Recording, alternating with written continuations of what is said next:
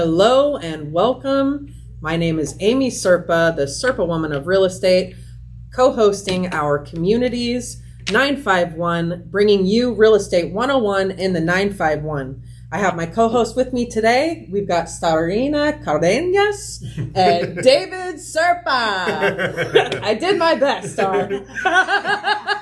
I'm glad we're doing the show, Amy. Thank you.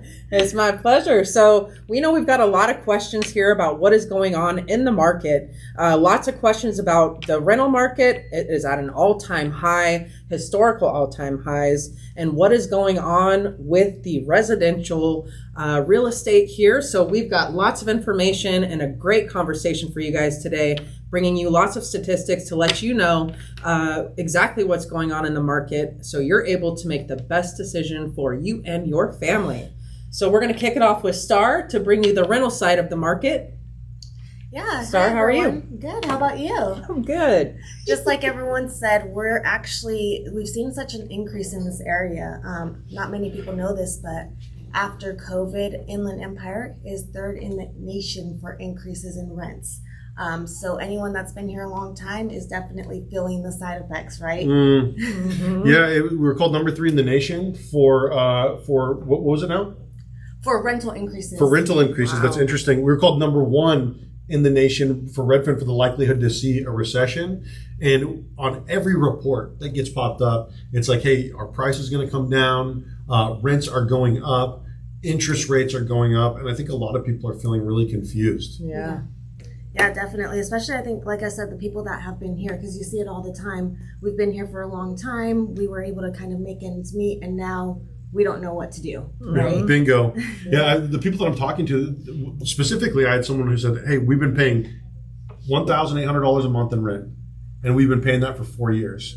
Now our landlord wants to raise the rent to $2,500. Mm-hmm. Now we don't have any rent control in this area. There's no one who's going to step in and say, "Hey, no, you can't do that. Mm-hmm. That's illegal." And so people are seeing $700, $800, $900 increases to their rent, and they're seing a rental market that's out of control and a housing market that's out of control. Mm-hmm. So why, in your opinion? What's the rental market looking like, Star? I mean, now it's kind of leveling out a little bit, but leveling out at an expense that we never experienced. I know that you guys have sent people over to me with a certain budget, and trying to meet those budgets has been nearly impossible in this area. So it's just really trying to help educate everyone on what's going on so you guys can make the right choices for you and your own families. Yeah, and then so what is going on? What are we seeing right now? So now, I mean, I know that before average rents, we were able to see some under the 2,000s. I think under 2,000, we're looking at high 2,000s, low 3,000s for an average. Definitely go up higher from that, but it's not the old town feel that we used to get. Small Correct. Town feel. We're definitely seeing a lot of those LA, San Diego prices here in the Inland Empire. I agree with you. It's been a little bit rough because we for a long time this was the affordable place to be. Yeah. Like the Inland Empire, and this is the number 1 relocation spot in the country in the entire country during COVID-19. Mm-hmm. And it's because we had everyone moving from LA, Orange County, and San Diego, trying to stay in California, figuring out how to do it. And for a long time, I remember when I bought my first house, my monthly mortgage payment was $1,450. I bought in the same neighborhood a few years later. My mortgage payment was $2,450. If I were to buy my neighborhood now, if I were to buy my house, it'd be about $3,400, $3,500, maybe even $3,800, depending on where interest rates are when you're watching this video. Wow. Yeah, it's definitely interesting. And the ones that are kind of lucky now are the ones that did buy those investment properties back then, and now they're seeing the increases, but they had to hold out how long to see it. Yeah. That's correct. And that's something that a lot of people don't think about is, how long do you have to, because everyone's like, hey, what's the market going to do? Well, I can tell you in 30 years, it's always going to go like this, right? It's always going to go like this. What are interest rates at? And a lot of it comes down to affordability. Can you afford it? Mm-hmm. Are you going to be there for the next 3 to 5 years? Can you mentally sustain the thought of potentially being underwater in your house 15 to 20% in the next couple of years before it starts to return, because it will return. And then finally, what are interest rates going to do, right? Because you've got Jerome Powell, the head of the Fed, saying that they're looking at raising interest rates over 10%. He wants to market it after Jerome Powell or Hart's economic style. And so I worry for your average consumer that when prices do finally come down, will people be in a position to where they can afford to buy it with interest rates being what they are? Yeah, what's interesting is people, more often are asking, what is the monthly payment over the purchase price right now? And more than ever, I'm seeing investors come into my open houses and they're asking me, what exactly can I turn around and rent this out for? Yep. And so that's been more than ever. A lot of foreign money's coming into the area. And along with that comes the Blackstones and the BlackRocks and the Vanguards. And they've really been disrupting our industry, and especially to add on to that, we had a lot of agents in masses coming to real estate, and they thought it was easy and anybody could sell a house. And now for the first time since COVID kicked off, since pre-COVID, we're having realtors, actually having to get out and work to sell a house. Sure. We have an overinflated market in a lot of different ways, but this Blackstone, BlackRock thing, it's not a somewhere else problem. It's something that we're experiencing here. You brought something interesting to my attention, Star. You told me that there's a neighborhood that has been developed in Menifee. Yeah, there's a neighborhood developing here in Menifee, and I don't know if anyone even knows what Blackstone is, but it's the idea of a single family management home. So a whole community being built just for rental communities, which no one realizes this, but the long term of this means that you as a homeowner, that opportunity is going to be minimized. Correct. Yeah, so Blackstone is a big corporation buying a whole ton of real estate. And there's Blackstone, BlackRock, Vanguard, Zillow was a huge buy it now. They lost $880 million last year. You saw Open Door get fined $62 million for predatory practices out there towards their sellers. And a lot of people are looking at it and they're like, yeah, but it's convenient. It's convenient. Oh, they only charge 5%. But they don't see all the costs that go into that. And so that's actually, if you're looking to buy, if you're looking to rent, I'm suggesting to people, look at homes that are listed by Open Door. Look at homes that are listed by Redfin, because the Redfin CEO came out and said that during this little downtick here, he said portfolio owners, iBuy programs, the iBuy programs are going to have to price ahead of the market, is the way that he said it. Not lower their prices or anything like that. He said, we're going to have to price ahead of the market. And so we've seen it just in, we saw it in Rancho Bella Vista. There's a neighborhood right over here where one of the homes was bought by Open Door. They tried to sell it right away. They have reduced the prices massively. And now we're in a situation where we're seeing the repercussions of having our neighborhoods bought by these massive investors. And what it means is siphoning our communities of wealth. Right, 100%. And actually, one of the things that Zillow and Open Door were doing is buying these houses up, and they were chopping it up to being marketing expenses. But what they were actually missing was the integrity side of the human element. Understanding that certain developers, have different property tax rates and different HOAs. And so what they did was they overbought on these homes, and now they're losing it. Correct. And so when you look at those markets, so I would short Redfin, homes that are bought by Zillow, Open Door, a lot of the corporation bought homes, a lot of the homes that are sitting empty, right? Because they're going to have to come down first. I'd also look at builders. Yeah. Right, builders, because they're going to have to offer incentives that they haven't been offering. That's right. There is a lot of opportunity for the first time for these VA, FHA buyers that we haven't seen in a while, but because we haven't seen them, so many of them have backed out of the market, and they're like, I'm not sure if this is the right market anymore for me. Maybe I should continue to rent. Yeah, that's a really interesting, thing that you brought up there. And in fact, I agree. I think that for the first time right now, it's a really strong market for VA and FHA to come out and really start capitalizing on the downturn of the market right now. And I think more of them would qualify to buy right now than they would have during COVID. Even with a little bit of increased, interest rates, we're still looking at more affordable monthly payments than sometimes even the rental market. Yeah. Yeah, and I know that's the biggest question, right? Where do you go? What do you do from here? With all this information, what's the next step? Bingo. Yeah. So, I mean, with rentals being just as much as maybe even buying a home, what are we looking for in buying homes?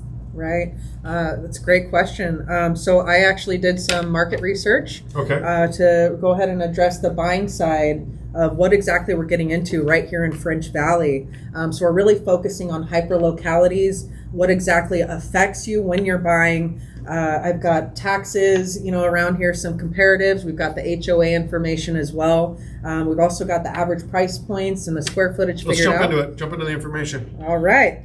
So right now, based on the market research, and this is all research that has been pulled directly from the MLS. Okay. So we've got the tabular research here, which goes ahead and reflects an average price per square feet right now is $290.95, which, is a lot more expensive right now than it was, a year or two ago.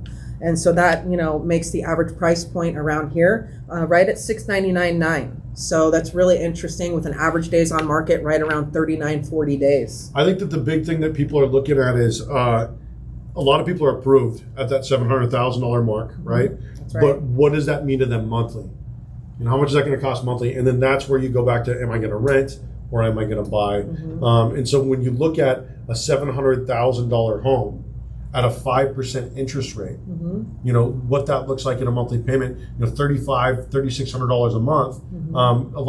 I qualify for $700,000, but oh my gosh, that's what that looks like monthly. Right. And then that's where a lot of people fall off, because about the amount of money that you need to make to buy a home out here is about $79,000 annually in order to qualify.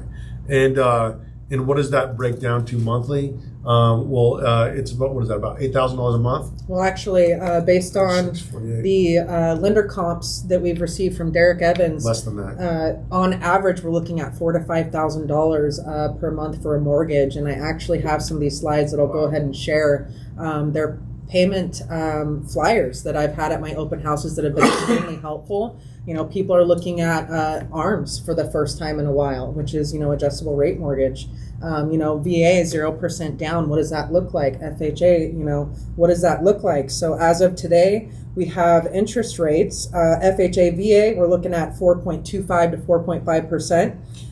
Conventionals, 4.875 to 5.625. Jumbo loans, 5.25% fixed. And then the ARM, the 7-year ARM, we're talking about 4.45%. So you can see why that might be, something to consider. Well, these are historic lows. I mean, or not historic lows, but these are historically low, right? So, a year ago, did we have rates at 2.5%? You know what I mean? Right. Yes. Are they over 5% now? Yes, they're over 5% now. But what we're looking at, of course, nobody has a crystal ball, but you do listen to people when they're speaking. And Jerome Powell, the head of the Fed, said he's looking at interest rates up over 10% potentially, or marketing or setting his Fed up the way that Hart set up his Fed in the 80s. And in the 80s, we saw interest rates go well over 10%. Now, the big difference between now and the 80s is that home prices, even adjusted for inflation, are significantly higher than what they were in the 80s. You could buy a home for about 3 to 4 times your annual salary.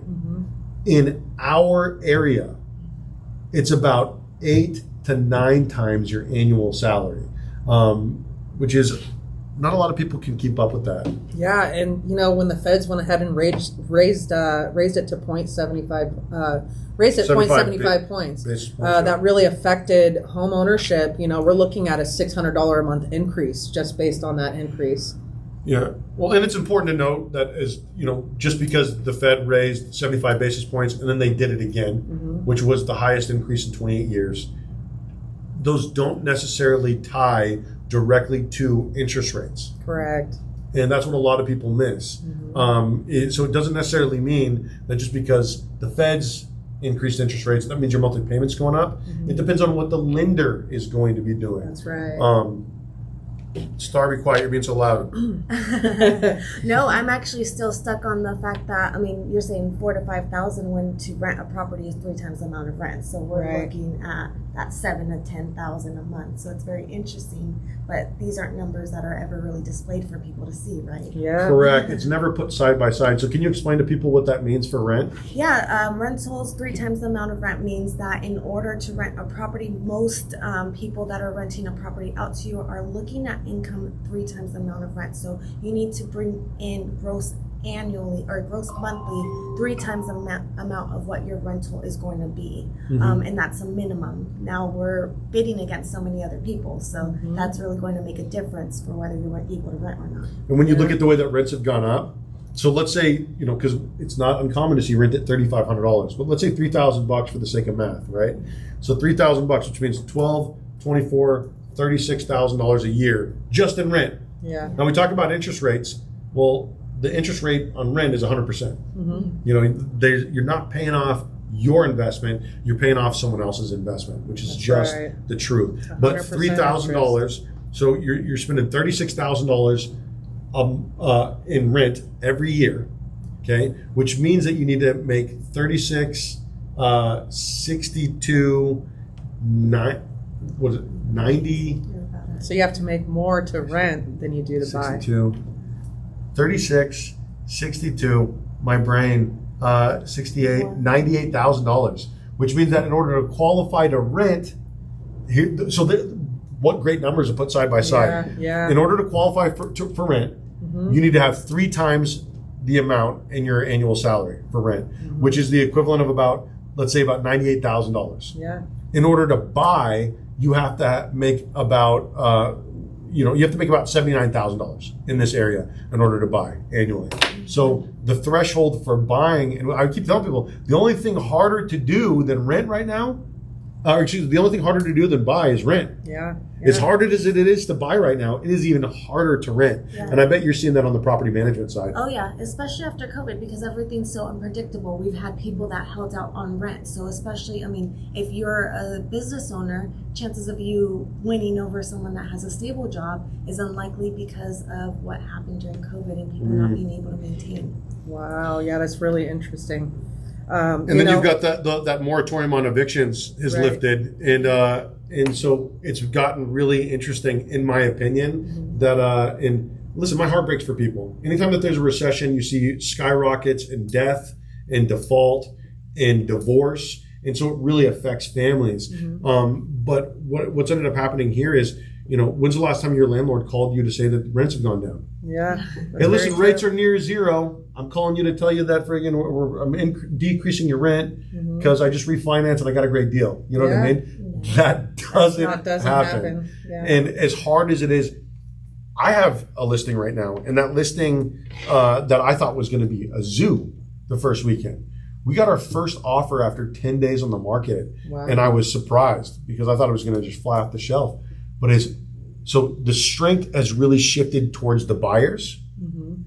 FOMO, fear of missing out, was a buyer thing. Oh my God, I'm never going to be able to buy a house again. So true. Now it is the seller saying, oh my gosh, I missed the top of the market. I need to sell my house. And now buyers are coming in. They're asking for closing costs.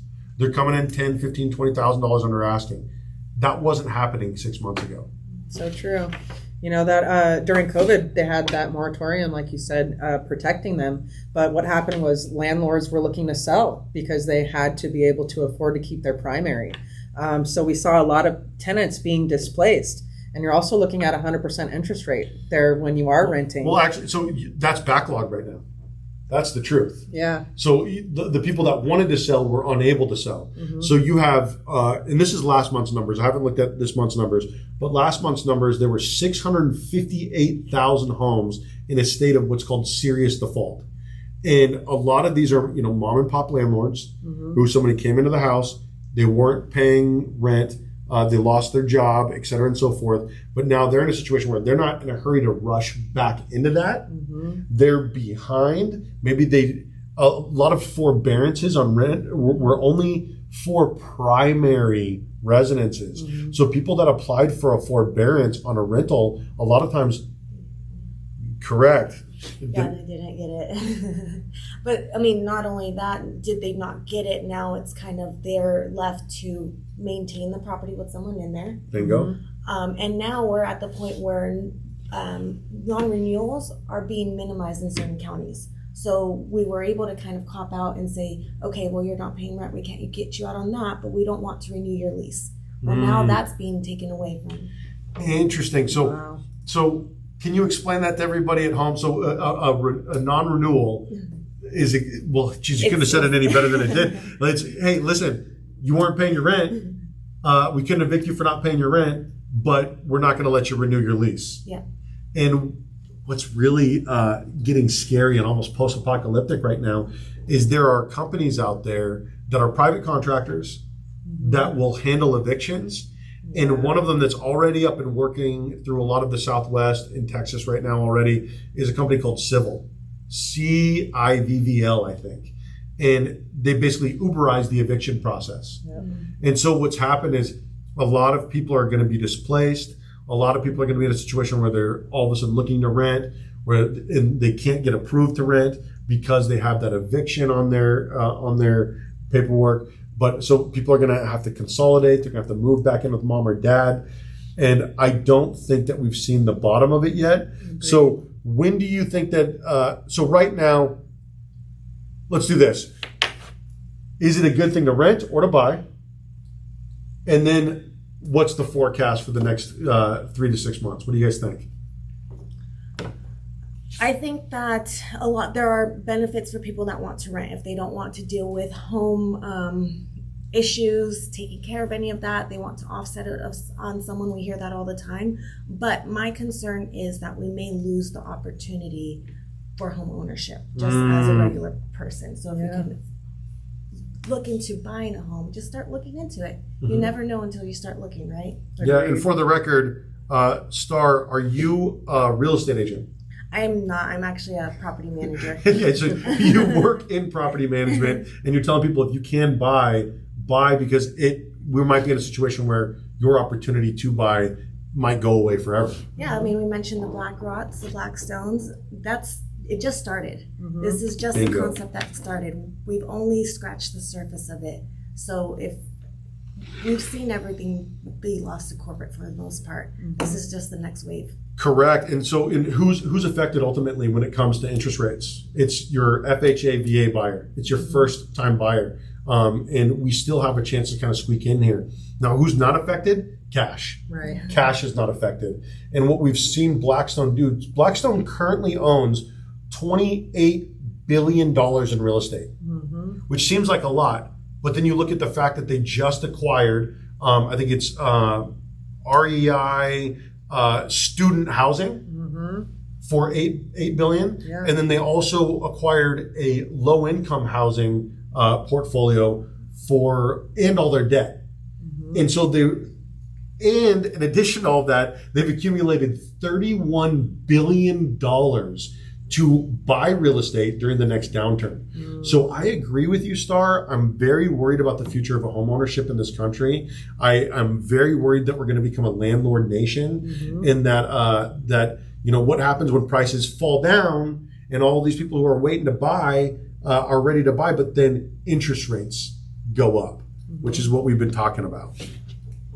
Yeah, right now I think it's pretty clear just doing this comparative analysis here that it's actually more affordable to buy. And so I would encourage those first-time buyers and those VA buyers to really hit the market right now, especially because I think now more than ever, there's so many down payment assistance programs that can aid you in being able to buy.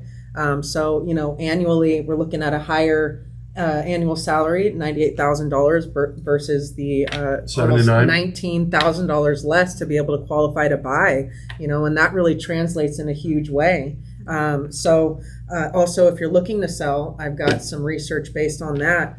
But first, I wanted to address that we are entering the stage of, own nothing and be happy. And so when we have those two rental communities coming here, right here in the Inland Empire, it is terrifying. I'm nervous for our average American homeowner. I'm nervous for our kids, man. Yeah. I'm nervous for our kids that they're not going to be able to buy a house. Correct. And that's what makes me nervous. So at the end of the day, so I'd like to kind of speak to that really quick. I do think that it may not necessarily be the right time to buy right now for you, but you can put yourself in a position to hawk the market, as Derek Evans says. Get qualified, get ready, keep an eye on the market. Right. And then that way, if the opportunity comes, you can afford it. You can mentally handle the fact of being underwater briefly, 15 to 20% before the market returns, and you're not going to lose your job, and you're not going to be relocating in the next 3 to 5 years. If you check all of those boxes, I'm like, absolutely jump in and buy. But that being said, for the people that are looking to potentially renew their lease, the people that are looking at, what it looks like for, renting versus buying, who have been renting for 8 years or 5 years, and they got a smoking hot deal. Right. It's a case-by-case basis. And I'm like, hey, listen, where are you at? Are you month to month right now? Are you going to have to sign another year lease? Okay, when does your lease expire? Yeah. Because there's a lot of little things to consider right now, because I do believe that the buying opportunities are there. And like you, Star, I think that they might not be back anytime soon. Yeah, and I know we've talked about, that's kind of one of the reasons for starting this. We've talked about generational wealth. We've talked about the future for our children, and just kind of educating people, because this information's not out there. Correct. So that's which is heartbreaking, because I spent a couple of years teaching high school students about real estate, because your average real estate agent is 56 years old, and that's late in the game to be talking about generational wealth. There's nobody talking to young people about whether they should rent or buy. There's nobody talking to them about, once you buy, refinancing that house and then buying an additional property, putting your house to work for you. We're going to cover topics on this show, like special types of loan programs, like what it looks like. We have so many topics and I don't want to get into it right now, but it really is, it was a brilliant idea that you guys had about making Real Estate 101 and the 951 and for our youth in this area, because that's ultimately who needs to start benefiting if there's going to be any long-term stability in this future or in our country. Yeah, and opening eyes to it, because we don't know what we don't know. So let's start the conversation. Right. Bingo. Yep. Yeah. And had people, paid attention to young, the youth like you and I graduating from high school homeless. Real estate's a fantastic opportunity to become a young entrepreneur. And so our real estate club that David went ahead and launched is a fantastic opportunity to go ahead and get the education that you need, so that once you're graduated from high school, you're walking off that stage with a diploma and a license to practice real estate. Correct. Careers that can help you buy a house instead of, because when you talk about you will own nothing and be happy, ultimately what I want to do is I want less employees, I want less tenants, I want more business owners, and I want more homeowners. So Amy, you were talking about selling your home. So during COVID, we actually saw over a six-figure gain for most people here in equity, which is really substantial. And that really directly attributes to the mass migration that happened with San Diego, LA, and Orange County. We had a lot of cash buyers coming here. And so what we saw was that people were actually upgrading their homes during COVID. And so, we actually saw the average price point go up pretty substantially during COVID. And now we're looking at that $699.9, right under $7. So it's increased a lot over the last couple of years. But that'll be going down quickly. Right. We're already seeing it. Redfin said that, I think it was Redfin, that we saw prices go down. I think it was 6.8% last month, but that's the first time on recorded record in I think 124 months where we've seen an actual reduction in prices nationally. Yep, and we're actually we're seeing that right now, actively on the market. And I don't have the crystal ball, but we do expect that prices will return to about pre-COVID prices around here. So, that's absolutely the truth. So like when you see a 15% increase year over year, normally you see about a 2 to 3% increase in a healthy market. And what we saw was a 5-year increase year over year for 2 years, which means we saw the equivalent of 10 years of home values in 2 years. Yeah. So, but is that perceived wealth or is that real wealth? Right. And we're getting ready to see that. But, how often do prices, they do a lot of this in 30 years, Right. but they don't do this. Right. And what we're seeing are price reductions across the market right now. Yep. In fact, I ran some data on it. We have 6 out of 11 price reductions happening right here in French Valley. So what that means? What does that mean? What that means to people is that the price reductions within those 11 listings, we actually had 4 out of 6 of those go ahead and be listed with out-of-area agents. So what this does is it really highlights the need to hire a local real estate professional because right now sellers can expect a 66% chance of a price reduction when listing with an out-of-area agent. Well, that's an interesting stat. Yep. So right now we're looking at. I've got some data I'll go ahead and I'll share with you guys on some slides to give you an idea of exactly what $699.9 will get you active on the market right now. I've also included most affordable listing on the market, which is a condo, but I've already got the single family residence that's the most affordable in the market. So you guys can click through and see those slides at your availability. Yeah, so if you want the presentation, feel free to contact Amy directly. And it's just a little market snapshot about what it looks like to actually purchase right now. Star, you said buy, and when do you think that right now is a good time to buy? Should people wait? What are you thinking?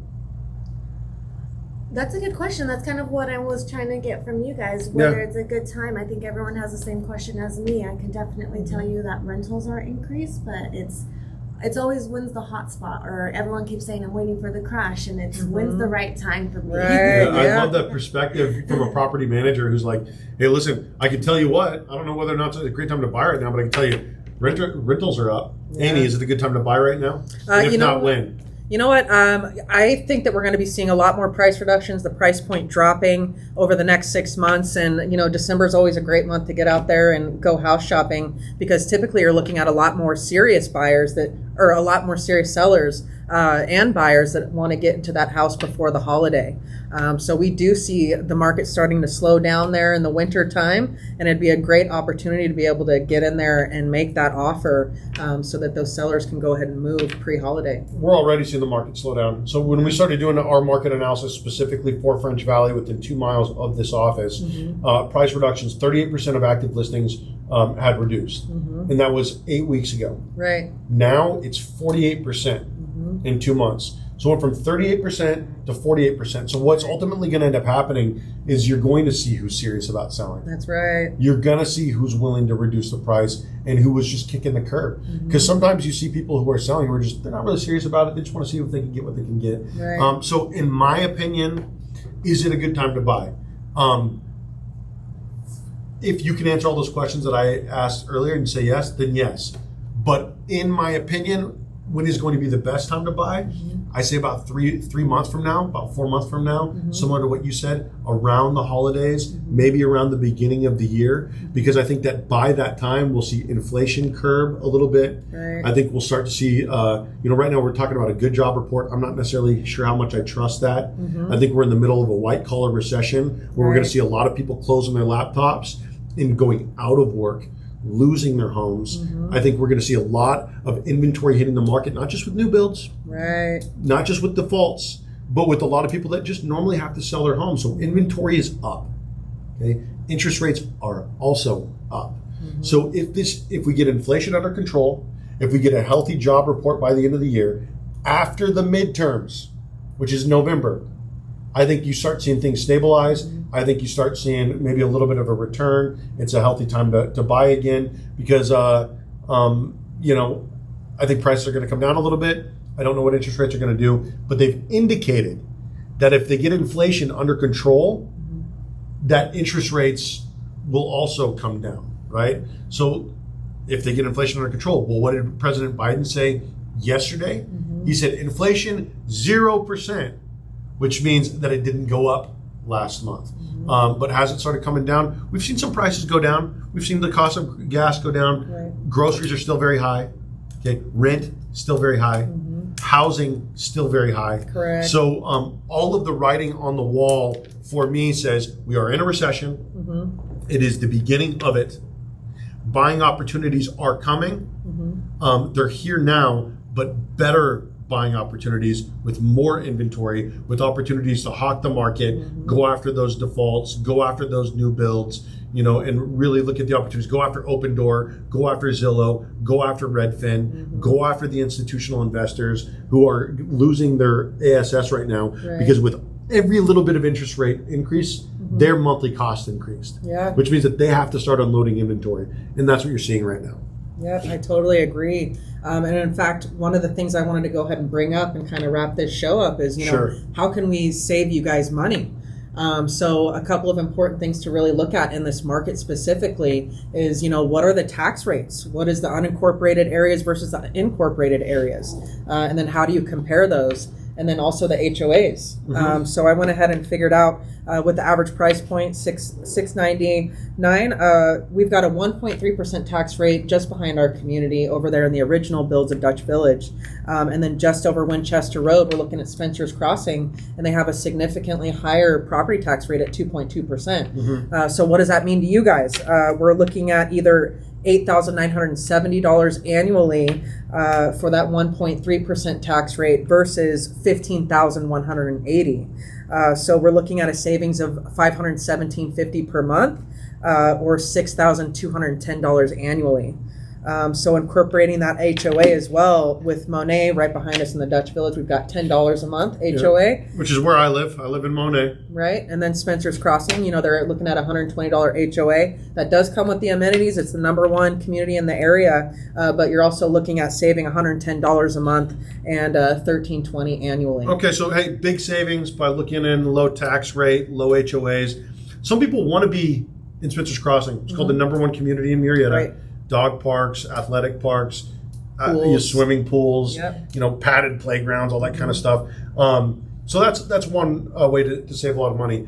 My other way that I would suggest saving a lot of money for first-time home buyers is avoid condos, avoid townhouses.